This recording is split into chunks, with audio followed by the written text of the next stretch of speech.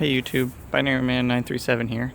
Sorry it's been so long since I made my last video, but I've been getting a lot of requests to see the solar generator aspect of my solar generator battery box in action. So I waited for a nice sunny day like today, and I got my panel out here soaking up some photons and making electricity.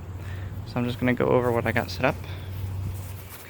Here you can see the panel is facing the sun, and I've got it running through this fluke meter to catch the current going in. So right now we're putting in 5.04 amps DC, and that goes in here into the battery box. And the battery box with the MPPT charge controller is upping that current to 5.65 amps. Right now at 4.9 coming in.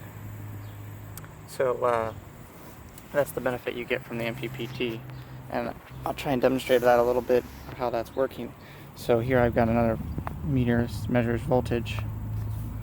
I'm going to go ahead and put this into the panel's direct plugs. So here I've got the voltmeter directly connected to the output of the other two output ports of the panel, and we are looking at 16.5 volts coming straight out of the panel. Now I'll show you what's coming out of the battery, or going into the battery itself. So here I've hooked up the voltage leads to the output power pole on my battery box, and you can see we're at 13.5. So the difference in voltage there is what you're getting extra current from. The MPPT charge controller here is bringing in that 17 so volts, and it's converting it down to the battery's voltage, but because of that you get that extra current. So that's the benefit of the MPPT, and that's the whole system generating power.